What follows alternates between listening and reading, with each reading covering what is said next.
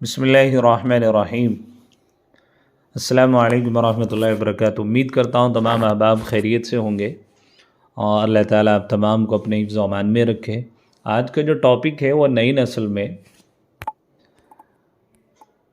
دینی شعور کیسے پیدا ہو، اس کے تعلق سے ہے۔ چند باتیں میں آپ حضرات کے سامنے رکھوں گا، امید کرتا ہوں آپ بغور سماعت فرمائیں گے۔ دیکھیے گا، نسلیں لوگوں کا طرز عمل، ایک چیز یہ ہے، ایک اسباب کیا ہیں اور ہماری ذمہ داری کیا ہے، اس کے تعلق سے چند ایک باتیں میں آپ کے سامنے رکھوں گا۔ امید کرتا ہوں آپ بغور سنیں گے اور انشاءاللہ العزیز اللہ تعالیٰ ہم سب کو عمل کی بھی توفیق نصیب فرمائے۔ دیکھیے، انسان کی سب سے قیمتی متاع حیات اس کی اولاد ہوتی ہے۔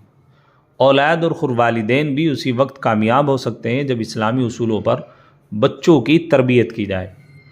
اسلامی افکار کی بنیاد پر اولاد کی تعلیم و تربیت کرنا ہر ماں باپ کا بنیادی فریضہ ہے، مگر اکثر والدین اس حوالے سے غفلت کا مظاہرہ کرتے ہیں۔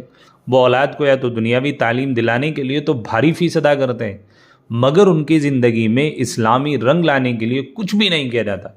یہ دور جدید کا بہت بڑا المیہ ہے جس پر توجہ دینا ہر صاحب اولاد پر لازم ہے۔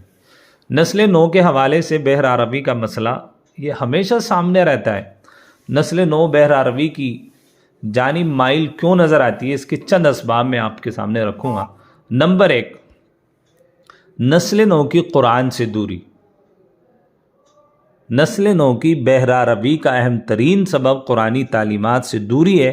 یہ طبقہ عموماً اجر و ثواب اور زیادہ سے زیادہ تلاوت کے حد تک قرآن حکیم کو ایک مذہبی کتاب سمجھتا ہے۔ اسے شعور ہی نہیں کہ قرآن حکیم کتاب انقلاب ہے۔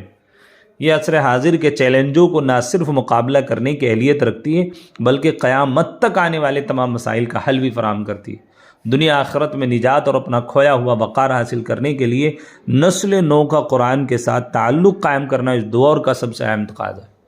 اور حضرت شیخ الہند رحمۃ اللہ علیہ جب مالٹا سے واپس ہوئے، انہوں نے اس وقت میں یہ کہا تھا، اگر ہندوستانی مسلمان اپنی قوم کی اور اپنے آنے والی نسلوں کی بقا چاہتے ہیں، دو چیز کو لازم پڑھو۔